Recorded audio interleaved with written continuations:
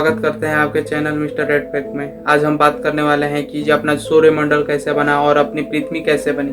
तो करीब 5 अरब पूर्व अंतरिक्ष में कई गैसों का मिलन हुआ, जिसके कारण मिलन बोले तो रिएक्शन हुआ, जिसके कारण भयंकर विस्फोट हुआ।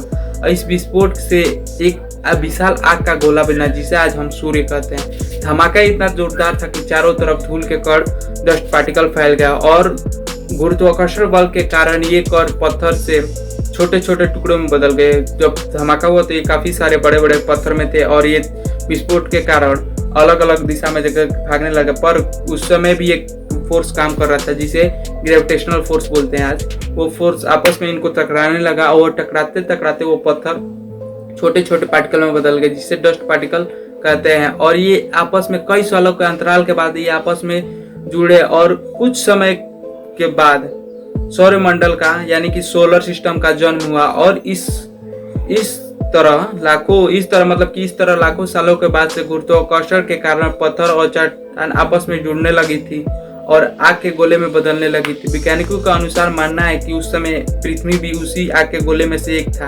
उस समय पृथ्वी का टेम्परेचर 1200 डिग्री सेल्सियस था।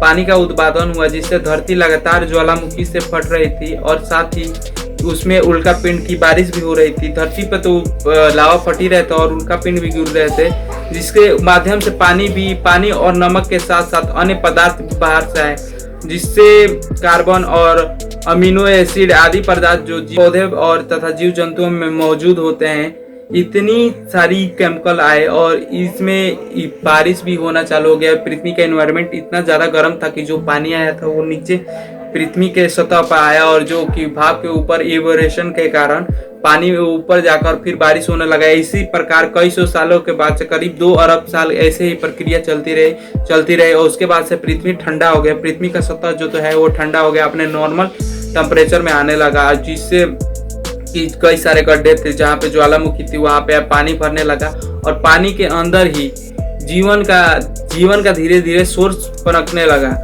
जहाँ जहाँ पे जल भरा था उसके अंदर जीवन पनपने लगा। धीरे धीरे ऐसे करते करते पहले ग्रीन एल्गी बने, जिससे कि वो सूर्य के प्रकाश को एनर्जी में कन्वर्ट करके फोटोसिंथेसिस करने लगा और उसमें पानी में रहने वाले जीव जंतु हुए। और धीरे धीरे वही पेड़ पौधे जो पानी में होते थे वो धीरे धीरे धरती की ओर बढ़ना चालू किया। और उसके बाद से धरती पर जब बढ़ते गए तो ऑक्सीजन का लेवल इंक्रीज होता गया, वो कार्बन लेते गए और ऑक्सीजन का लेवल इंक्रीज करते गए। और ऑक्सीजन का लेवल जब इंक्रीज हो गया तो जो पानी में जीव जंतु रहने वाले थे वो धीरे धीरे धरती पे आना शुरू कर दिए थे।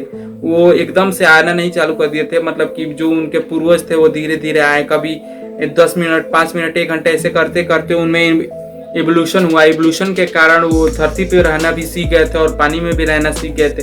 पानी में रहते थे तो उनको ज्यादा वो एरिया क्षेत्रफल नहीं मिल पाता था, वो धरती पर आना चालू कर दिया। धरती पर आना जब चालू किए तो उससे जीव जंतुओं का विकास हुआ, जिससे विकास के कारण बड़े बड़े वृक्ष होने लगे। और बड़े बड़े वृक्ष होने के कारण जो जीव थे, जो वहाँ के जानवर थे, वो भी धरती पर आना चालू किया और धरती पे रहना शुरू कर दिए, जिससे एवोल्यूशन के कारण आज हम इंसान बने हैं। तो ये थी आज का कुछ छोटी सी तथ्य, या फिर कुछ भी कर सकते हैं। ये कोई वास्तविकता से संबंध नहीं है, पर इसका ऐसा वैज्ञानिकों का मानना है कि ऐसा हुआ होगा, तभी जाके ये पृथ्वी पे ऐसे जीवों का जन्म हुआ होगा।